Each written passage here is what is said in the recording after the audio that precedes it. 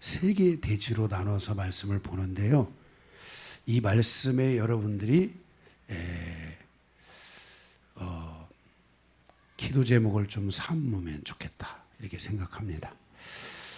그리고 그게 여러분 안에 구체적으로 응답이 오면 좋겠습니다.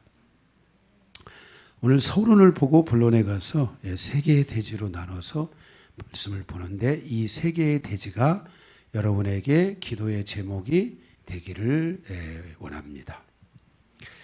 오늘 말씀의 제목은 마음의 아픔을 기도로 풀어낸 다윗의 기도를 통한 교훈, 이런 제목으로 말씀을 함께 나누겠습니다. 누구나 사람들의 마음에는 사랑이 있습니다. 누구나 사람의 마음에는 뭐가 있어요? 사랑이 있습니다. 사랑이.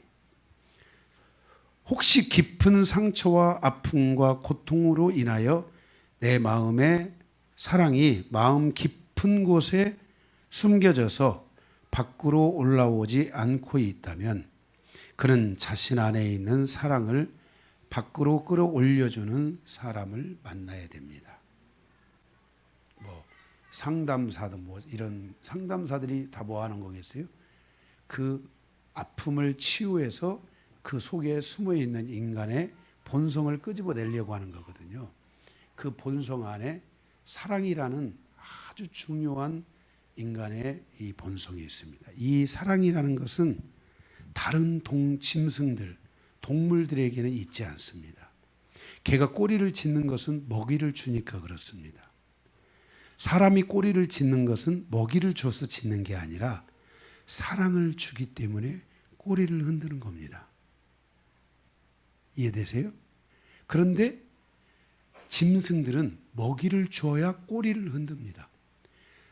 먹이를 안 주고 사랑만 주면 물어버립니다. 짐승들은. 그래요, 안 그래요? 그래요? 네. 그러니까 짐승들에게는 사랑을 줘야 되는 게 아니라 먹이를 줘야 되고, 사람에게는 먹이를 주는 게 아니라 사랑을 줘야 됩니다. 그렇죠? 맞아요? 네.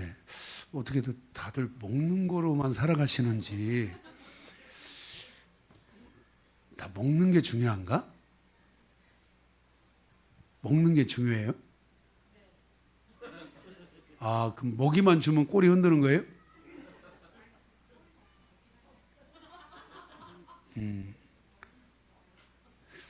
그러나 여러분들이 바꾸셔야 됩니다. 만약 그렇게 잘못된 비진리를 가지고 있다면 바꿔야 돼요.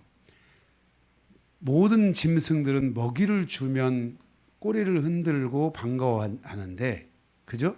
사랑으로 준 게 아니에요. 그 사람이 먹이를 안 줘보세요. 짖고 물고 난리가 아닙니다. 먹이를 주니까 그걸 알아보는 거예요. 그래서 그 사람을 향해서 꼬리를 흔드는 거지, 개들이 무슨 우리를 사랑해가지고 꼬리를 흔들고 온다고 착각하시면 여러분들이 큰 오해이십니다. 여러분들이 집에 있으면서 그 짐승들에게 먹이를 아마 한 달만 한 보름만 주지 마보세요. 절대 안 좋아합니다. 안 좋아해요. 먹이를 주니까 그 사람이 나에게 먹이 주는 사람으로 착각을 하고 꼬리를 흔들고 오는 거지, 그게 사랑이 아닙니다. 그런데 사람은 먹이를 줘서 오는 게 아니라 사랑을 줘서 와야 돼요. 그래서 여러분들이 사람을 향해서 먹는 것도 중요하지만 사랑을 줘야 돼요. 사람은 이렇게 내면의 속에 있는 사랑이 밖으로 올라와야 됩니다. 사랑은 하나님의 것이기 때문에 그가 하나님을 사랑하고 또한 하나님의 사랑을 받으면서 자기 안에 숨겨진 사랑의 본능이 살아나도록 해야 합니다. 그러니까 우리가 마음에 아픔이 있고 고통이 있고 여러 가지 풀어야 될 마음에 그런 짐이 있다면 그것을 하나님의 사랑을 통해서, 치유를 통해서 내 안에 사랑이라는 본능이 올라와야지 치유가 되는 것이지, 그렇지 않으면은 치유가 되지 않습니다. 제가 이렇게 짐승을 키우고 이런 사람을 저는 무시하는 사람이 아닙니다. 저도 한때 짐승을 키웠고 짐승을 좋아하기 때문에 저희 자녀들 가운데 짐승 좋아하는 자녀들도 있을 것입니다. 예. 그런데 중요한 것은 진짜 내 마음이 치유를 받으려면 이게 내 안에서 내면에 사랑이 올라와야 됩니다. 그래서 저는 이런 것들을 제가 알기 때문에 힘들어도 가정 안에서는 다른 매체가 있지 말고 하나님이 매체가 되어서 서로 사랑하는, 대화하고 사랑하는 훈련을 하라는 겁니다.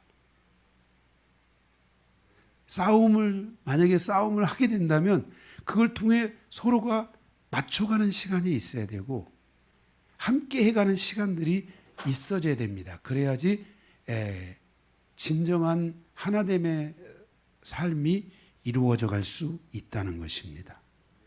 그래서 사람은 사랑에 쉽게 반응하고 사랑에 대해서 본능적으로 움직입니다.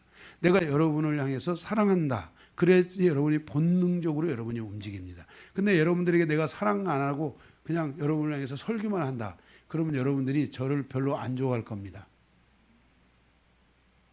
근데 제가 여러분들을 사랑하고 여러분들이 저를 사랑한다는 걸 알기 때문에 우리는 그 사랑 안에서 하나 되어져 가는 것입니다. 사랑은 사람의 마음을 따뜻하게 하고 감동시킵니다. 그래서 사랑을 조심해야 될 것은 사랑은 이벤트로 풀면 안 됩니다. 사랑은 반드시 사랑이신 하나님을 통해서 그 하나님을 향한 대화, 하나님과 함께하는 삶의 여정을 통해 그 하나님을 통해 마음이 풀어지고 그래서 내 마음에 있는 사랑이 올라오는 그러한 시간들을 가져가야 됩니다. 그래서 교회가 중요한 이유는 하나님의 사랑의 은혜를 성도들에게 이렇게 전달하기 때문에 그렇습니다. 그럴 때 사랑은 사람의 마음을 따뜻하게 하고 감동시킨다는 겁니다. 사람은 사랑을 받기도 해야 하고 누군가에게 사랑을 주기도 해야 합니다. 유일하게 사람은 사랑을 받으면서 행복해지고 사랑을 주면서 행복해집니다. 이것이 사람의 마음에 있는 사랑의 본능이고 창조주의 하나님의 본능이며 질서입니다. 그래서 사람은 사람도 사랑하고 사람들이 짐승에게요 먹이를 주는 게 아니라 먹이를 줄 때 사랑을 같이 주는 거예요.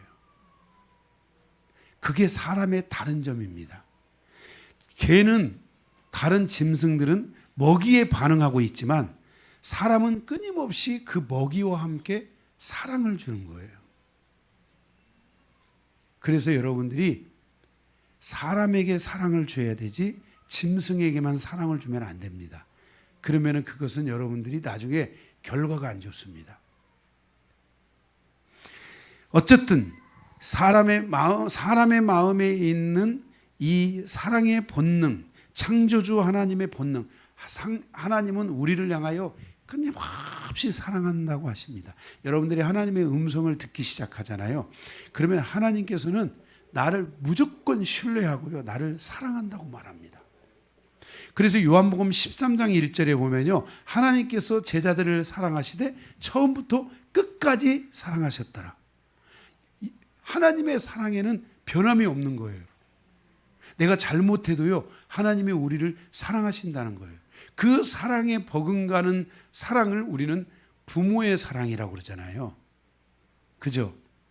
거기에 버금가는 사랑을 사랑이라. 그런데 그 부모의 사랑은 우리를 버려도 하나님의 사랑은 우리를 버리지 않는다라고 성경이 우리에게 말씀하고 있으니 하나님의 사랑의 본능이 얼마나 강한지를 알아야 돼요. 그래서 여러분은 아시죠? 사람도 사랑에 대한 질투가 있잖아요. 그 질투는 무엇보다 강해요? 죽음보다 강하다고 했잖아요. 그런데 하나님도 사랑하시는 분이라 사랑에 대한 질투가 있어요. 하나님의 사랑의 질투는 뭐냐면 하나님보다도 여러분이 다른 것을 더 사랑하면 하나님의 질투가 발생하기 전까지는 그게 괜찮아요. 그런데 하나님의 질투가 발생하면 하나님이 그것을 다 뺏어가 버려요. 하나님은 사랑에 대해서 굉장히 질투하시는 하나님이라고 성경이 우리에게 계속 명명백백하게 말씀하여 주고 있어요. 그래서 하나님이 사랑하시는 하나님이고 사랑의 하나님이세요.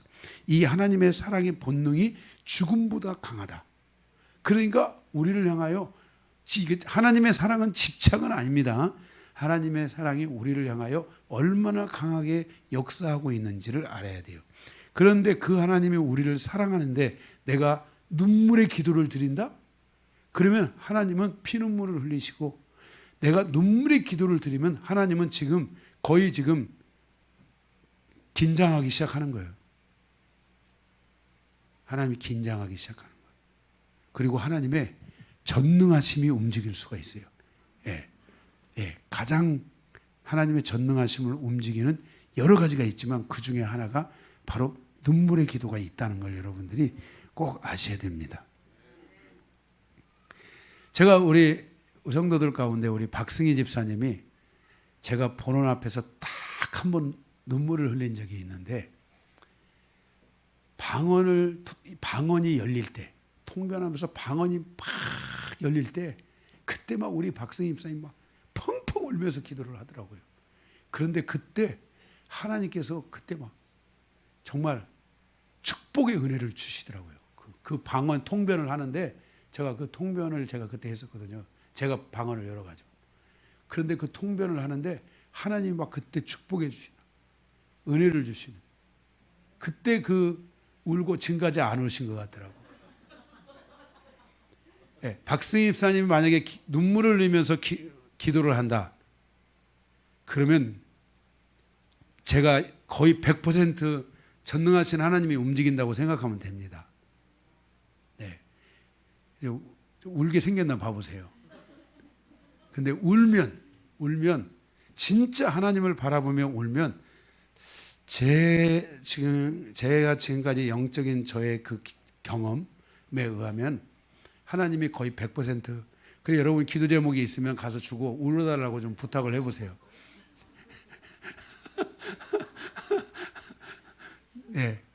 근데도 안 울어요. 제가 그 눈물의 기도를 알기 때문에 자식들을 위해서 눈물로 좀 기도해보라고 그렇게 제가 10년을 구워 삶고 별짓을 다 하고 막 얼레고 설레고 별짓을 공포감을 주고 별걸 다 해도 안 울더라고요. 그래서 어쨌든 여러분들이 이렇게 이 창조주 하나님의 본능, 그 질서 가운데 하나가 눈물이 있다는 것을 아셔야 돼요. 그래서 사람의 마음이 자기 마음에 있는 상처로부터 치유되고 회복되어지면서 마음의 깊은 곳에 닫혀있던 사랑의 마음이 밖으로 올라오게 되고, 그로 인하여 그는 사랑으로 인하여 진정한 행복을 맛보기 시작하는 거예요. 그래서 사람들이 치유되잖아요. 성도들이요. 믿음 안에 치유되잖아요. 그러면 바로 뭐가 올라오면 행복감이 올라오는 거예요. 그래서 성경에 나는 너희의 행복을 위해서 있다, 하나님이 그러셨어요. 난 너희가 행복하기로, 신명기에. 그러니까 하나님이 그건 뭐예요? 내가 너희를 치유하고 내가 너희에게 사랑으로 함께 하겠다, 이것을 말씀하고 있는 거예요. 나의 행복이 그래서 그 행복으로 말미암아 나의 행복이 타인의 행복이 되고, 타인의 행복이 곧 나의 행복이라는 것을 알게 되는 거예요. 그때 신앙을 통해서 이런 것들을 알 수 있게 되는 거예요. 그러니까 그 뿌리가 어디에 있느냐? 바로 하나님의 사랑의 본능에 있다는 것을 아셔야 돼요. 마음에 있는 상처가 치유되었다는 것은 단순히 상처가 사라진 것만을 의미하는 것이 아니라 내가 행복해졌다는 것을 의미하는 거예요. 그래서 여러분들이 하나님으로부터 여러분들이 치유를 받고 여러분의 마음속에 깊이 숨어 있는 이 사랑의 마음이 올라와야 돼요. 그래서 교회에서 조금만 은혜를 받아도요, 이 사랑의 마음이요 확 올라와요. 그래서 갑자기 사랑하지 않던 사람들이 사랑이 확 올라오니까 사랑하게 되는 거예요. 예? 정말요. 놀라운 거예요, 이게 여러분들이 오늘 이 말씀이 잘 이해가 안 되거든, 안 외워지거든. 10번을 읽어서라도 외우셔야 돼요. 아주 중요한 말이에요, 이게. 본문의 배경은 압살롬이 다윗을 쫓아내고 다윗이 피난을 가면서 지은 시인데요. 우리는 사무엘하 15장 17절의 말씀을 통해서 이 내용을 자세히 살펴볼 수 있었습니다. 이 과정에서 교훈하고 있는 것은 무엇인가? 압살롬은 자기 안에 있는 상처로 인하여 그 상처를 치유하지 못했기 때문에 그 사랑, 그 안에 있는 사랑의 본능이 밖으로 나오지 못해서 그 상처에 대한 아픔만으로 결국은 그의 아버지를 죽음으로 몰아가는 거죠. 그런데 그는 그 사랑의 본능을 통해 행복한 삶을 열지 못했습니다. 아니, 불행한 자의 삶의 여정으로 자신의 삶을 끝낸 것이 압살롬이에요. 그런데 비슷한 상황에서 다윗은 큰 상처를 받았는데 그 상처를 받은 그 순간 다윗은 하나님께로 나아가게 돼요. 그리고 자기 안에 존재하는 그 사랑의 본능을 결국 회복해가지고 그는 행복한 삶의 여정을 열어가는 것을 보게 돼요. 이게 압살롬의 여정과 다윗의 여정의 완벽하게 다른 부분이에요. 압살롬은 자기 안에 있는 상처와 고통과 아픔을 통해 그것을 하나님께 가지고 가지 못하고 자기 아버지를 죽음으로 몰아가는 대로 다 써버린 거예요, 거기에. 그래서 그는 불행한 인생의 여정을 살아가고 다윗은 똑같은 공격과 아픔과 고통 속에서 그는 하나님께 나아가서 하나님께 오늘 말씀처럼 여기 말씀의 내용이죠. 3가지를 하게 되는데 이 3가지의 과정을 통해 다윗은 자기의 마음이 치유가 되어지고 자기 내면에 있는 사랑의 본능이 올라와 가지고 그는 다른 사람을 행복하게 하고 자기도 행복하고 타인으로부터 행복을 받는 이 놀라운 여정으로 다윗이 살아가게 됐다는 것을 우리는 기억해야 돼요. 그래서 우리 안에 이 사랑의 본능이 꼭 저 밑에 깊은 곳에 있다면은 여러분들의 지금 마음이 뭔가 무겁거나 여러분이 뭔가 상처 있거나 아픔이 있거나 그래서 저 사랑이 저 밑에 마음속 저 깊은 곳에 숨어 있는데 이거를 방치하면 우리는 압살롬과 같이 될 수도 있고 이것을 여러분들이 방치하지 않고 하나님께 나아가서 이것을 풀면 여러분은 다윗과 같이 될 수도 있습니다. 여러분의 삶에 오늘 이 말씀을 통해서 행복한 삶의 여정을 열어가므로 나만 행복한 게 아니라 내 주변이 행복하고 또한 나도 행복한 이런 삶의 여정을 여러분들이 열어가시기를 바랍니다. 자, 그러면 오늘 압살롬과 다윗의 삶을 비교해서 다윗이 가졌던 그 영성의 한 끝, 다른 그 한 차원은 무엇이었는가 하는 것을 우리가 보면서 은혜 받기를 원합니다. 첫 번째, 인생사의 가장 큰 위기의 순간에 피어난 기도를 통한 교훈입니다. 다윗의 인생의 가장 큰 위기의 순간에 다윗의 기도 속에 피어난 교훈. 이 교훈은 1절, 2절 말씀에 있는데 1절에 하나님이여 나의 부르짖음을 들으시며 내 기도에 유의하소서 그랬어요. 그냥 밑도 끝도 없이 다윗은 하나님께 부르짖으며 기도하러 갔다라는 거예요. 어떤 상황에? 지금 생명의 위기, 절대절명의 위기의 상황, 정말 죽느냐 사느냐 하는 그 위기의 순간에 다윗은 하나님이여 나의 부르짖음을 들으시며 내 기도에 유의하소서 하면서 하나님께 가서 부르짖었다는 거예요. 여기서 부르짖었다라는 것은 히브리어로 닌나라는 말인데 크게 외치며 기도했다라는 뜻이에요. 그 다음에 2절에도 부르짖으며 나오죠. 2절에도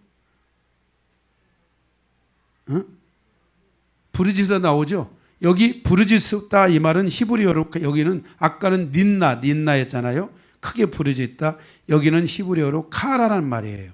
여기 부르짖다는 말은 카라, 하나님을 초대하다 이런 뜻이에요. 여러분들이 거기다 적어 놓으시면은 훨씬 이해하기가 쉬울 거예요. 이유에는 1절에는 하나님께 크게 부르짖다, 2절에 부르짖음은 하나님을 초대하다 이런 뜻이에요.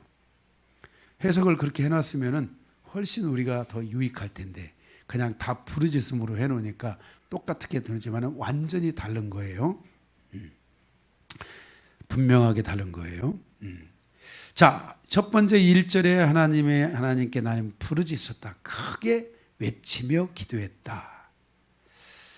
우리가 인생을 살아가면서 아픔과 고통과 어려움이 있고 힘든 일이 있을 때 이 답답한 마음을 가지고 하나님께 나아가는 기도자는 그의 그 기도는 부르짖는 기도여야 합니다. 누가 전능하신 하나님을 움직일 수 있는가? 누가 모든 것을 주관하고 결정하시는 하나님의 주권을 움직일 수 있는가? 여기에 대한 답을 예수님이 가르쳐 주셨는데 히브리서 5장 7절에 그가 육체로에 계실 때 자기를 죽음에서, 자, 예수님이 어느 위기에 갔어요? 죽음의 위기에 갔을 때 그 죽음의 위기에서 건져주실 분은 누구다? 하나님이다. 그래서 그 하나님께 나아가서 자기를 죽음에서 건져주실 전능하신 분, 주권자는 하나님이시다. 그래서 그가 하나님께 나아가서 세 가지의 기도를 드렸어요. 히브리서 5장 7절에 그렇게 능히 구원하실 이에게 심한 통곡과 눈물로 간구와 소원을 올렸고 그의 경건하심으로 말미암아, 하나님의 경건하심으로 말미암아 들으심을 얻었느니라 했어요. 이 말씀에 세 가지의 예수님의 기도가 있는데 첫째가 뭐냐면은 심한 통곡의 기도를 드렸다. 아버지, 심한 통곡에 드렸다. 예수님께서 겟세마네 동산에 가서 기도를 하는데 뭘 흘리셨어요? 땀방울을 흘리셨잖아요. 여러분, 주여 믿습니다. 할렐루야. 저의 기도를 들으신 하나님. 이러면 막 땀이 납니까? 그럼 어떻게 해야 땀이 날까요?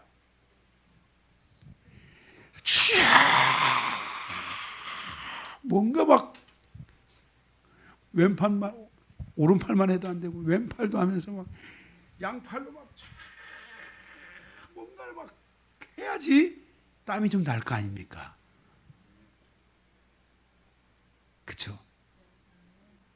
예수님이 제자들이 보니까 얼마나 예수님이 열심히 기도하는지 땀이 나는데 핏방울이 떨어지는 것처럼. 땀방울은 흐르잖아요. 핏방울은 튀잖아요. 그게 피가 튀었다는 게 아니고 땀이 튀었다는 거예요. 얼마나 막 땀이 막 툭툭툭 떨어지는 거예요. 막 이렇게. 응? 얼마나 막 이게 열심히 기도했는지 그 앞에 땀이 흘러서 이게 여기를 적신 게 아니라 땀이 흘려가지고 그 앞에 바위를 적신 거야. 땀이 막 얼마나 열심히 기도했는지요. 주여, 저 왔습니다. 오늘 또 시에라라리 안녕히 계세요. 이런 기도가 아니고 막 하나님 앞에 막 살려달라는 기도. 강요원이가 그런 기도를 드렸잖아요. 제가 시양 기도할 때 밤새도록 기도하면 막 이 넌진 거가 땀이 막 흠뻑 젖는 거예요. 냄새가 날 정도로 땀이 젖어가지고 기도하고 하나님 심한 통곡의 기도를 드렸다. 다윗도 그 절대절명의 위기, 생명이 정말 위기의 순간에 다윗이 막 하나님 앞에 와서 막 부르짖었다는 거예요. 응? 아멘? 예, 막 부르짖었다는 거예요. 그렇게. 응? 예. 소리만 지른 게 아니고 정말 막 부르짖으면서 막 기도했다는 거예요. 하나님 앞에 간절. 그리고 둘째는 무슨 기도를 드렸어요? 심한 통곡과 눈물의 기도를 드렸다. 눈물로 기도했다. 눈물로 기도했다. 막 소리내서 우는 눈물은 그게 깊은 눈물이 아니야. 그냥 진짜 눈물은 그냥 소리도 안 내도 그냥 아버지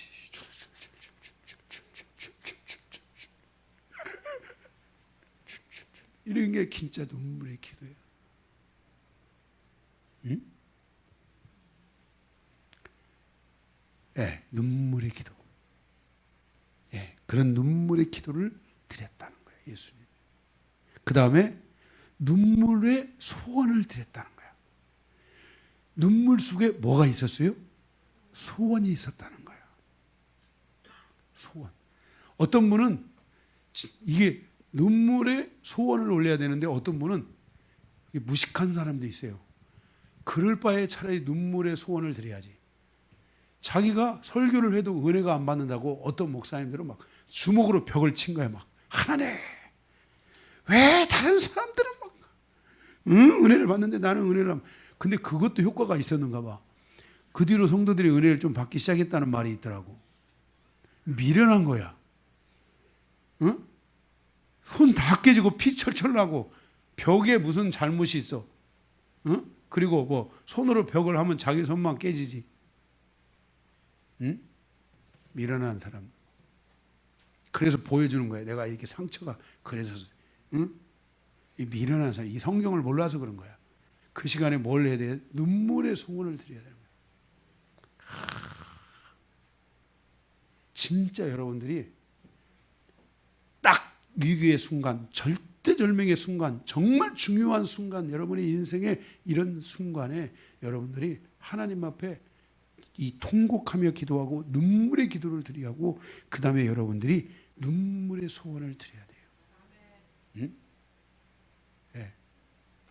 그래서 저는 이미 제 안에 이 눈물이 막 가득해 있어가지고 눈물의 강이 막 철렁철렁 막 해서 그 눈물의 기도로 막 바다에 있는 여러분의 삶을 막 적시는 거야. 생명의 눈물로 기도를 하면서. 응? 그만큼 버티고 있는 거야. 여러분들이 저와 함께 같이 우리가 이 눈물의 기도를 기도해야 되고요. 간절함으로 기도해야 돼요. 그래서 이 눈물의 기도를 드릴 때 이 눈물은 멈추지 않는 이 눈물의 기도를 드려야 돼요. 그래서 여러분 눈물은 아이고 주여 찔끔 이거는 눈물의 기도가 아니야. 그냥 적어도 제가 볼 때 최소한 30분에서 1시간은 멈추지 않는 눈물을 흘릴 때 이럴 때 이 정도가 눈물의 기도다. 이 정도는 돼야지 하나님의 전능하심과 주권을 움직일 수 있다. 이렇게 여러분 느껴집니다. 그래서 여러분들이 이런 기도를 눈물의 기도를 계속 하고 있는 분들은 좀 중요한 분들이에요. 그래서 눈물의 기도를 여러분들이 많이 드리시기 바랍니다. 그냥 막 울으라는 게 아니야. 기도를 하라는 거죠. 아주 막 억울해가지고 그러니까 이게 막 상처와 억울해. 나는 왜 기도를 들어주지 않는 거야? 막 이러면서 이게 이런 기도는 우는 거지. 그게 기도가 아니야. 그게 아니라 하나님을 너무 사랑하는데 하나님의 뜻대로 이제 여기 뒤에 나오죠. 하나님의 뜻대로 내가 살기를 원하고 이제 하나님을 향해 달려가는 나의 삶에 하나님께서 이제는 나를 기억하고 나에게 응답을 달라고 하는 이 간절함에서 오는 하나님의 이 말씀의 간절한 은혜에서 오는 이런 눈물들을 흘리면서 기도를 할 수 있어야 돼요. 그래서 눈물의 기도는 하나님을 움직이는 거예요. 하나님을 움직이는 것은 하나님은 전능하신 분이기 때문에 하나님의 놀라운 영광을 보게 되는 거예요. 예수님께서 정말 위기의 순간에 바로 이 세 가지를 드렸다는 것을 여러분들이 기억해야 돼요. 다윗이 부르짖었다는 것은 간절한 눈물의 기도와 심한 통곡의 기도를 드렸다는 것입니다. 시편의 다윗의 여정의 가장 위기의 순간에 그는 사람이나 무기나 자기 힘에 의지하지 않고 기도에 의지하여 문제를 풀어가면서 전능하신 하나님을 움직였다는 거예요. 그래서 하나님은 기적적으로 다시 다윗을 왕으로 세워주시는 거예요. 아멘? 네, 다윗을 기적적으로.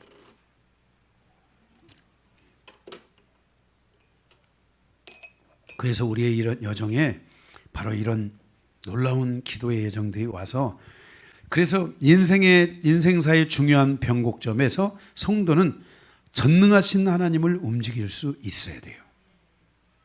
그것이 목숨을 건 바로 기도가 되듯이, 그렇게 전능하신 하나님을 우리 인생에서 움직여야 돼요. 여러분들의 인생에 전능하신 하나님을 한 번만 두 번만 움직여도 여러분의 인생에 정말 그것이 얼마나 중요한지를 알게 돼요. 두 번째로는 2절에 내 마음이 약해질 때 땅끝에서부터 주께 부르짖으오리니 나보다 높은 바위에 나를 인도하소서 그랬어요. 이 말씀이요, 쉬운 것 같은데 여기가 이게 좀 해석이 필요한 부분인데, 내 마음이 약해질 때, 이 말은 내 마음이 눌릴 때 이런 뜻이에요. 이 말은, 이 마음이라는 것이, 여기서 이 마음은 뭐냐면은 내 영의 기능이 힘을 발휘하지 않을 때, 새 사람이 반응하지 않을 때, 새 사람이 발휘돼야 되는데, 새 사람은 뭐예요? 새 사람의 상태는?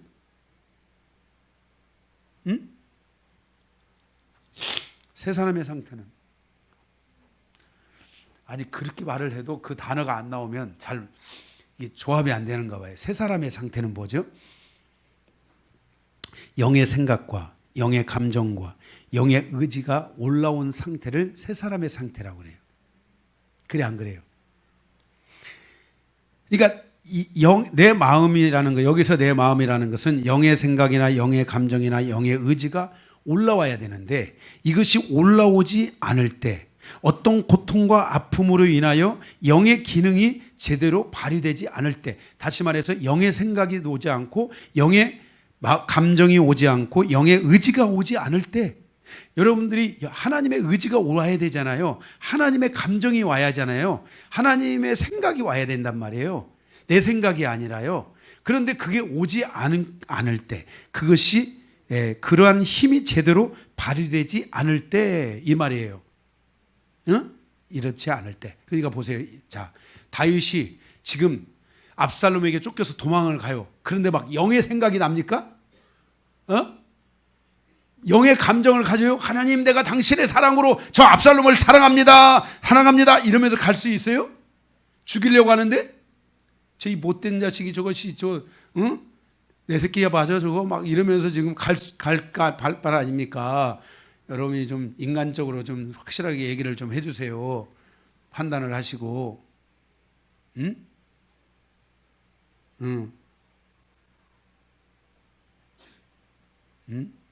우리 빛나리 자매가 막 권사님을 향해서 막, 엄마 죽으십시오, 잘 가십시오, 막 이러면, 아유 우리 빛나리 사랑해 아니야 그래도 사랑해, 그래요?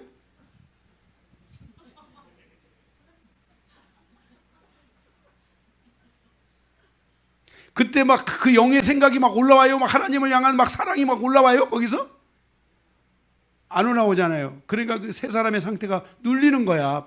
힘이 발휘되지 않는 거야. 하나님을 향한 사랑의 마음으로 대하고 싶은데 대해지지가 않는 거야. 대해지지가 않아. 그때 그 사람을 향하여 그렇게 대할 수가 없어. 응?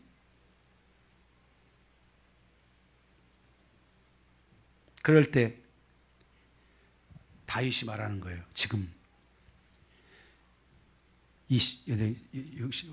내 마음이 약해질 때, 내 안에 있는 하나님의 마음, 하나님의 생각, 하나님의 의지가 힘을 발휘하지 못할 때, 땅 끝에서부터 그랬어요. 자, 보세요. 얼마나 지금 고통이 되면 어디까지 내려갔어요? 자기 마음이 저 땅 끝에서부터 내려가서 땅 끝에 내려가가지고 거기에 그 속에서 겨우 다시 힘을 얻어서 하나님을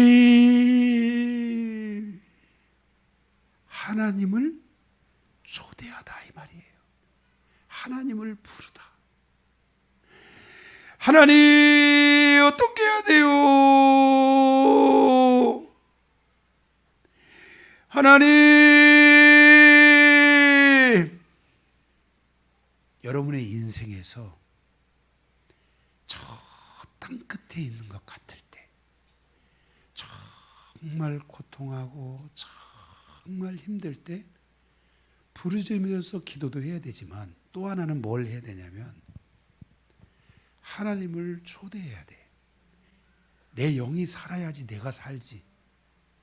내 영이 죽으면 우울증에 걸리고, 내 영이 죽으면 인생 자체가 큰 공허함 속에서 힘을 낼 수가 없어요.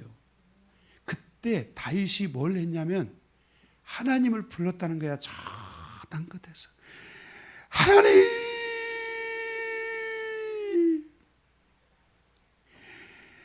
하나님 이렇게 불렀다는 거야. 응?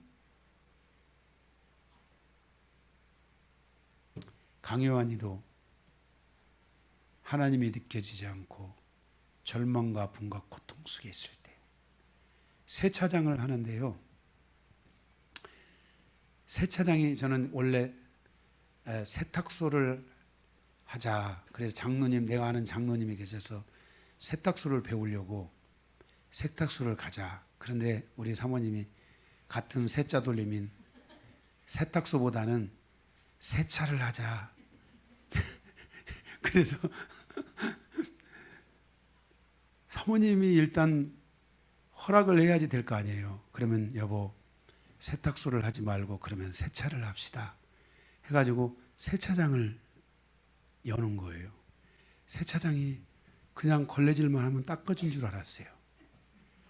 하루에 차를 20대 30대 차를 세차를 하고 나면 아침에, 젊은 나이인데도 아침에 일어나면 이 손끝이 굳어가지고 안 펴지는 거예요.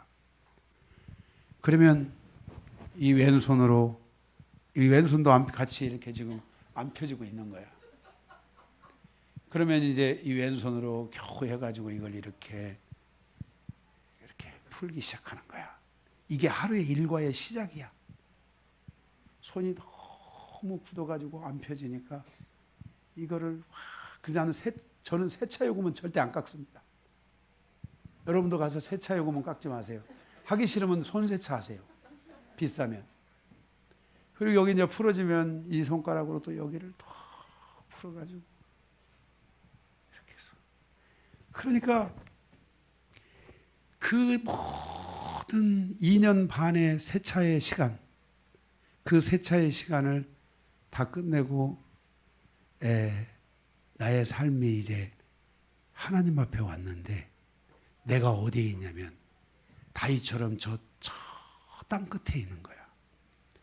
그래서 하나님을 부르는 거야. 이게 이미 내 안에 영의 기능이 다 말라있고, 이런 모든 은혜의 기능이 다 말라있어가지고, 뭐 하나님을 향해 뭐 사랑한다, 뭐 하나님을 향해 뭐 한다, 이런 게 없는 거야. 그냥 하나님, 크게도 못 질러. 하나님, 대답도 없어. 낙심과 절망이 연속되고, 하나님 이렇게 부르는 거야. 다윗이 지금 하나님을 향해서 그렇게 부르는 거야. 하나님. 그래서 우리가 정말 힘들고 절망스럽고 어려울 때 부르짖는 기도를, 눈물의 기도를 해야 되고, 또 하나는 하나님이 올라와야 내 영이 사는 거야. 이게 영이 살아야 돼. 영이 살아야 돼. 영이 살아야 사람이 산 거야. 영이 죽은 사람은, 창세기 그 에덴 동산에서 선악과를 먹으면 뭐가 죽어요? 영이 죽는 거야. 육신은 사는데 영이 죽은 거야. 영이 죽은 사람은 죽은 사람이야. 영이 살아야 돼. 예수님께서도 베드로에게 말하기를 죽은 자들로 가서 죽은 자를 장사하게 하고 너는 나를 따르라. 너는 영이 살았으니까 나를 따르고 영이 다친 자들, 영이 죽은 자들은 그들끼리 알아서 장사 지내는 거 하고 너는 나를 따르라. 예수님이 베드로에게 말씀하신 거예요. 영이 살아야 돼. 그래서 여러분들이 진짜 힘들고 어려울 때는 무엇을 살려라? 영을 살려야 돼. 그래서 우리 교회가 그걸 하고 있는 거야. 성도들의 영을 살리는 작업을 하고 있는 거야. 영이 살아나야 돼. 하나님을 부르는, 하나님을 초대하는 기도를 드리고 있는 거예요, 지금. 누가? 다윗이. 이렇게 영이 살리는 기도가 몇 가지가 있는데 계속 하나님의 임재를 구하며 하나님을 부르는 거야. 초대하는 거야. 하나님, 일주일 동안 안 되면 또 2주일 걸어가야 돼요.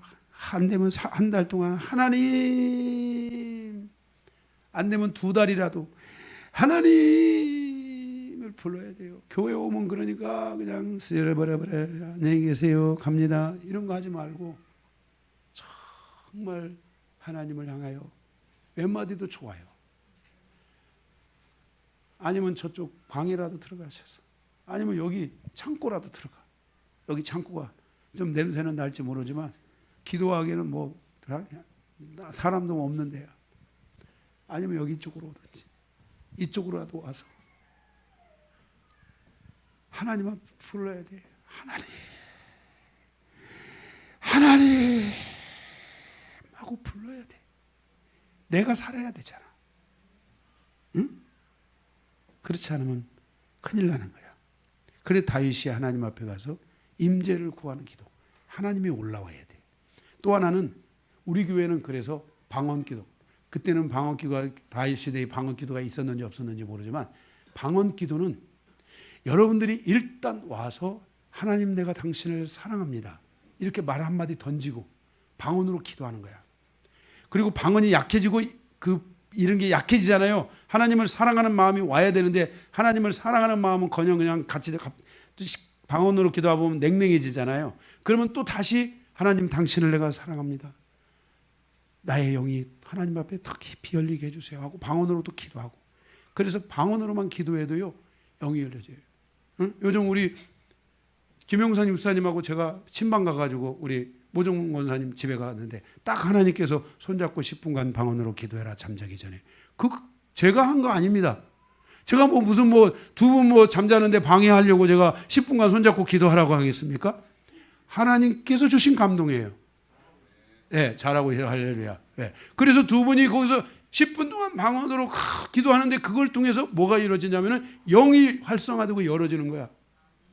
응? 그리고 우리 모정문 권사님이 이 영이 밝아요.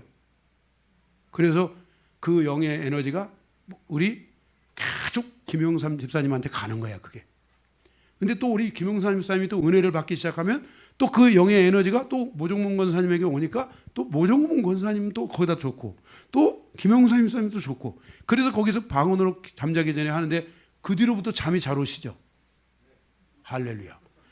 잠이 안 잘 것 같아도 잠이 잘 오는 거야. 영이 열리면 잠이 잘 오는 거야. 할렐루야. 이게 중요한 거야. 영이 열려야지 잠도 잘 자는 거예요. 영이 안 열리니까 근심 걱정하고 잠이 안 오는 거예요. 응? 그래서 하고 그다음에 또 하나는 뭐냐면은 영이 또 열리는 기도 중에 하나가 뭐냐면 말씀을 가지고 기도하는 거야. 그러면 말씀을 가지고 기도하면은 그 말씀을 대로 믿으면서 기도하는 거야. 그러면 영이 또 열어져요. 이러한 초대를, 이러한 말씀을 초대, 방언 기도를 초대, 임재를 구하는 초대. 임재를 구하는 초대는 뭐예요? 부르는 거. 하나님, 하나님 내 마음에 오세요. 하나님 부르는데 대답이 없으면 대답할 때까지 불러야 돼요. 예, 아멘. 예, 저처럼 그러면 대답이 있어요.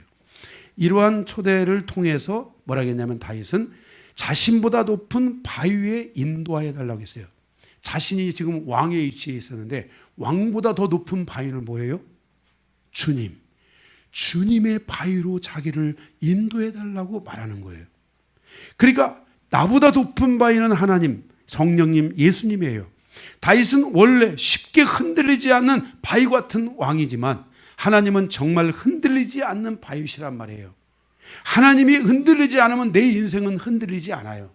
그래서 나의 인생의 어떤 문제에 대해서도 하나님은 나를 쉽게 버리지 않는 견고한 분이기 때문에 하나님이 변하지 않으면 나도 변하지 않는다. 그러니까 우리가 하나님의 바위로 가야 되는 거예요. 다윗이 그 기도를 드리고 있는 거예요. 견고한 하나님. 하나님이 다윗을 왕으로 삼았으면 다윗이 왕이 안 돼도 다시 다윗은 왕으로 될 줄 믿습니다. 이게 하나님의 변하지 않는 견고한 바위예요. 하나님의 뜻, 하나님의 확정, 이것이 여러분을 향한 하나님의 확정이 분명하다면 여러분을 향한 하나님의 그 분명한 확정대로 될 줄로 믿습니다. 예, 그러니까 우리가 하나님께 피해야 되는 거예요. 하나님께 가야 되는 거예요. 예, 하나님은 나를 쉽게 버리지 않는 견고한 분이십니다. 그러므로 성도는 하나님께 나아가서 하나님을 부르는 기도를 드려야 돼요.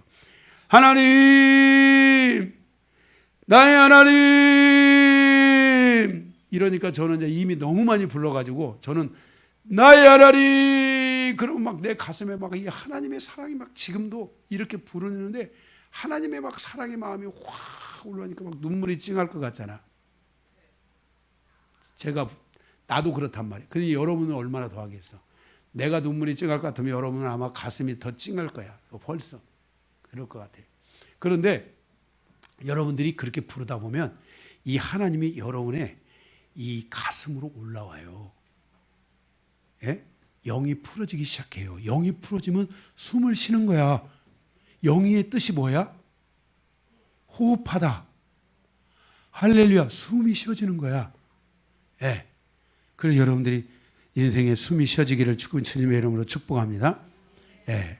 그래서 다윗은 강력한 눈물의 부르짖음과 눈물의 기도가 있었고, 또 하나는 다윗은 하나님을 자신의 삶에 초대하여 그 하나님의 견고함을 의지하는 기도를 했다는 거예요. 그러니까 이 기도가 중요한 기도예요. 두 번째, 인생의 여정에서 반드시 존재해야 할 것을 통한 교훈이에요. 반드시 존재해야 돼요. 3절 4절인데 여러분은 인생사의 여정에서 힘들 때 어디로 피하십니까? 정말 힘들 때 갈 곳이 어디입니까? 3절에 보니까 다윗은 하나님께 피했다 그랬어요. 정말 힘들 때, 여러분 정말 힘들 때 여러분의 발걸음을 기도로 주님께로 가져온 적이 있으십니까? 여러분이 정말 힘들 때 주님께로 가시기 바랍니다. 제가 이 영성의 이 은혜가 있었던 것은 저의 신앙의 시작부터 저는 힘들 때 주님께로 갔던 거예요. 주님이 나의 피난처였어요. 제가 강백산에서 잔 것만 날수로 해도 정말 저는 숫자를 셀 수 없을 정도로 강대상에 와서 많이 잤어요. 하나님을 찾았어요. 하나님께로 피했어요. 제 물질이 궁하고 정말 어려울 때 저는 하나님께 피했어요. 제가 정말 전에 옛날에 교회 문제를 놓고 하나님 앞에 기도를 할 때 제 옆에 있는 방에 가서 눈물로 기도를 밤새도록 눈물로 이틀인가 3일인가를 기도하는데 그 응답이 있기 전날 하나님이 찬양을 주는데 그 찬양을 부르면서 밤새도록 울면서 잠을 어떻게 하다가 잠이 들었어요. 그런데 그 아침에 사방 전국적으로 전화가 오기 시작하는 거야. 돈을 주겠다고. 할렐루야. 아멘도 안 하고. 그러니까 이게 눈물의 기도가 이런 위대한 역사가 있는 거야. 응? 네, 그래서 여러분들이 피난처가 있어야 돼요, 여러분이. 그 다음에 또 하나는 뭐냐면은 여기 자기 생명을 의탁할 피난처가 있어야 되고요. 또 하나는 여러분들이 영원한 주의 장막으로 가겠다고 고백하는 거예요. 그리고 주의 날개 아래 피하겠다고 고백했어요. 여기 주의 장막은 뭐냐면요, 주님이 계신 곳이에요. 주님의 임재가 있는 곳. 주님의 임재가 있는 곳이 어디예요? 주님의 임재가 있는 곳.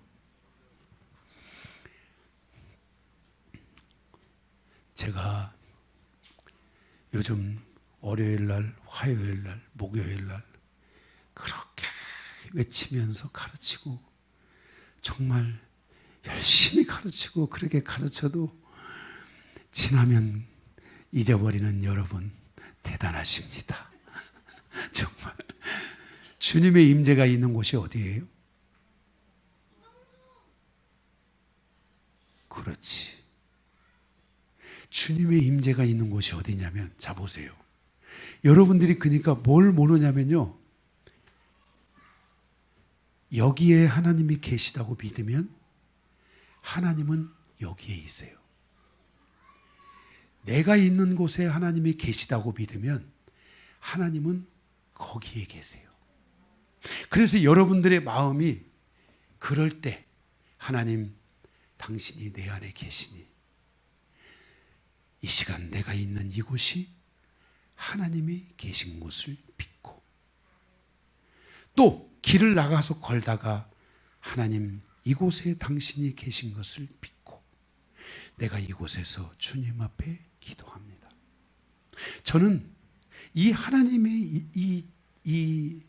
그 전지하심과 무소부지하심에 대한 것을 제가 믿고 확신하고 이것을 신뢰함으로, 저는 어떤 때는 돌 하나를 갖다 놓고, 성경에도 있잖아요, 그런 애들이 돌 하나를 갖다 놓고 그것을 그곳에 갖다 놓고, 그 돌을 갖다 놓고 그곳에 앉아서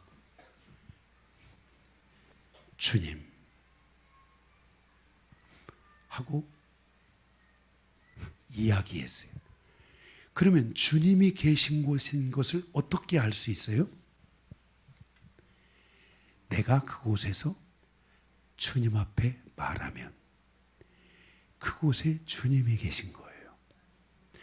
못 들어도 좋아요. 독백이라도 좋아요. 주님, 제가 오늘 여기에 왔습니다. 주님, 사랑합니다. 그러면서 나의 있는 곳에 주님이 그곳에 계신다는 것을 믿었어요. 주님의 장막은 너무 커서 내가 어디에 있든지 그곳이 주님의 장막이에요. 하나님의 장막은 하늘을 두른 것 같아서 내가 어디에 있든지 그곳이 주님의 장막인데, 그곳이 주님의 계신 곳인데, 거기서 여러분들은 뭘 해야 되냐면 대화를 해야 돼요. 대화를 안 하니까 거기 주님이 계시다고 생각을 못 하는 거예요. 독백이라도 좋으니 대화를 하세요. 여러분들이 오늘 찻속도 주의 장막이 될 수가 있고, 그래서 여러분이 힘들 때 찻속에 와서 주님과 대화 몇 마디 나누고 주의 장막에 거하다가 다시 여러분의 집으로 돌아가시면 돼요. 응? 주님과 함께 울다가 집으로 돌아가면 돼요. 교회가 주의 장막이 되지, 더더욱 되죠. 교회 와서 여러분들이 주님과 대화를 해보세요. 그리고 돌아가면 돼요. 이게 주님의 장막이에요. 이곳이 따뜻해지면 주의 날개인 줄 믿으시기 바랍니다. 이곳이 포근해지면, 이곳이 안전하다 느껴지면 그곳이 바로 주님의 날개예요.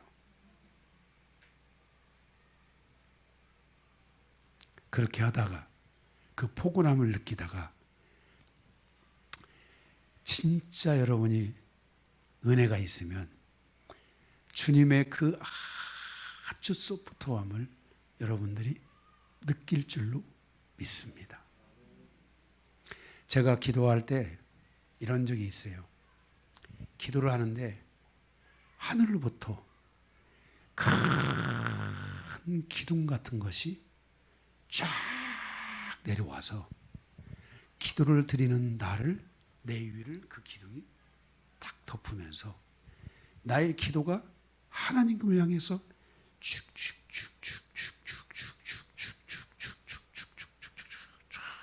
올라가는 거예요.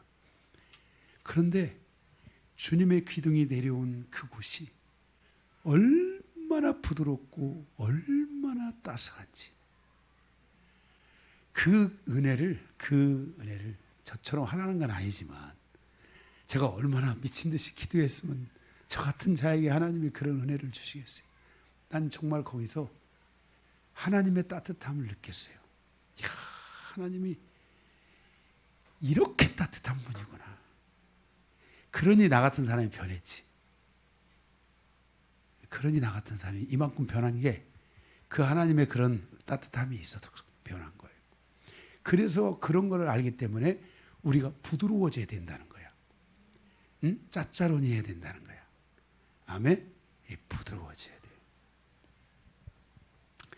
그래서 여러분들이 여기서 중요한 것이 하나님의 전지하심과 무소부재하심이야.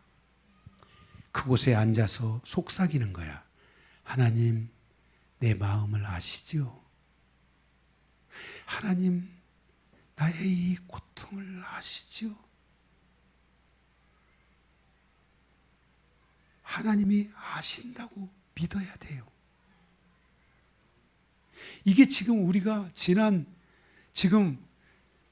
거룩하신 하나님 다음에 전지 무소부재하심에 대한 이야기를 들은 거예요. 오늘 무소부재하심과 전지하심도 있지만 지금 능력과 주권자이신 하나님도 있잖아요. 그죠? 이런 은혜가 여러분에게 몸으로 느껴져야 돼요. 그러니까 하나님은 영으로 느껴지기도 해야 되지만 영을 열어서 내 몸으로 느껴져야 돼요. 내 입으로 느껴져야 돼요. 내 눈에서 그 하나님을 향한 눈물이 나고 하나님을 향한 사랑의 나가야 돼요. 그게 이 하나님의 사랑하는 이거 뭐라고 하지? 이거 보고, 응? 네이저가 나가야 돼요. 네이저가 착착착착착착착착 하나님 이런 게 막 나가야 돼. 그러면 여러분의 오감이 열리는 거야. 하나님을 향하여 냄새도 맡고 귀가 열려서 소리가 전에는 마귀 소리 들리고 거짓말 소리 들리고 노이즈가 들렸는데 이제 세미하신 하나님의 소리가 들리는 거야. 요한아, 내가 너를 사랑한다. 하나님의 소리가 들리는 거야. 계속. 응? 우리도 하나님의 전지와 무소부재하심에 대한 다윗처럼 믿음과 확신과 신뢰가 있어야 되고, 이러한 우리의 삶에서 믿음과 확신과 신뢰가 반드시 존재해야 돼요. 아멘? 그래서 하나님께 피하는 삶이 존재해야 되고, 그뿐만 아니라 하나님의 장막에 거하고 그의 날개 아래 피하는 삶이 여러분 안에 존재하도록 해야 돼요. 중요한 거예요. 마지막 세 번째, 우리 인생사의 영원한 약속을 통한 교훈이에요. 첫째는 두 가지인데, 첫째는 하나님의 영원한 약속이 내 안에 있어야 돼요.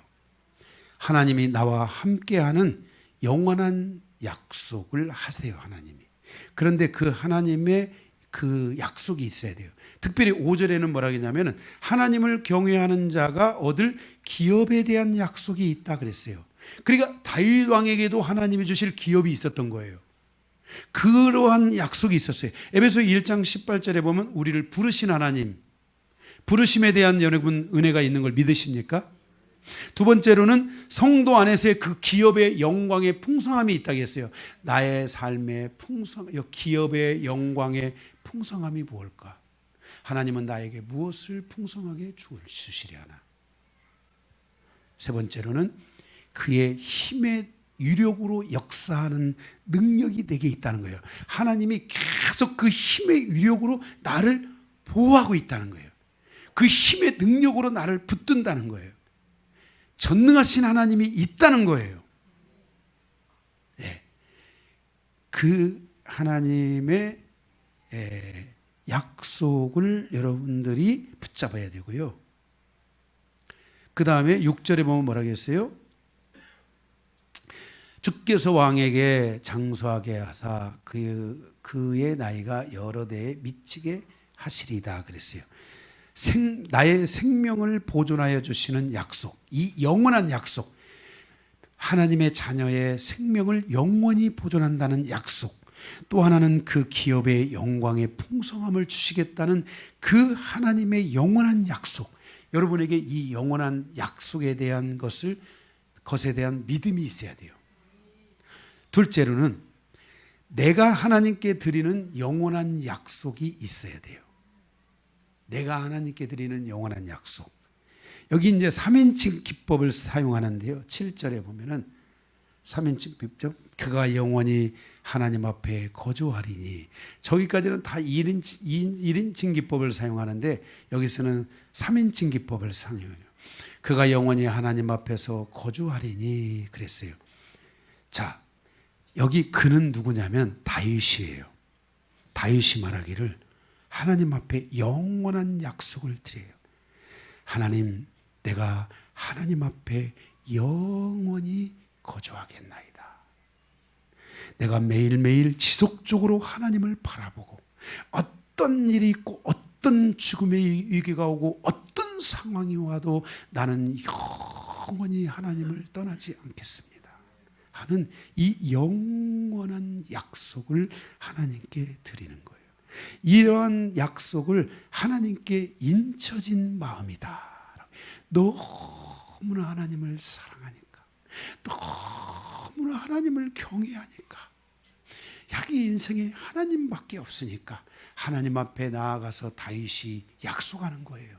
하나님, 나는 영원히 당신을 떠나지 않겠습니다 하면서 하나님께 이 약속을 드려요. 하나님이 나에게 대한 영원한 약속을 다윗이 붙잡았을 뿐만 아니라 자기가 하나님께 드리는 이 약속을 드리는 거예요. 그래서 그러므로 거기 뭐라고 했어요? 7절에 그러므로 죄 인자와 진리를 예비하사 나를 보호하소서. 그는 나예요. 다윗이에요. 나를 보호하소서 그러는 거예요.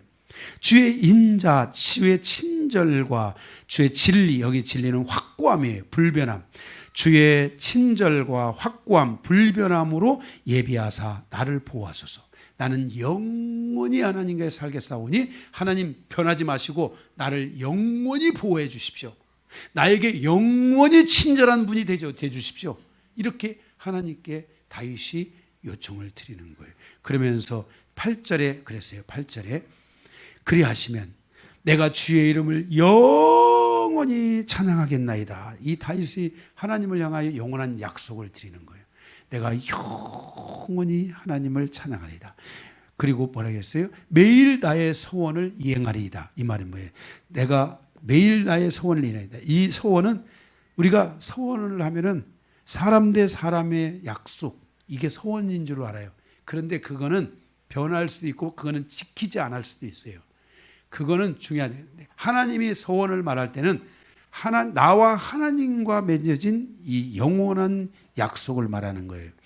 그래서 이 하나님과 나와의 영원한 이 소원을 향한 나의 마음이 완성되리다. 거기 이행하리다 이 말은 완성되리다 그랬어요. 하나님을 향하여 영원히 함께 하나님을 떠나지 않으며 우리는 사람과의 약속을 하면서도 하나님에 대해서 막 흔들리고 막 믿음이 흔들리고 이럴 때가 얼마나 많은지 몰라요.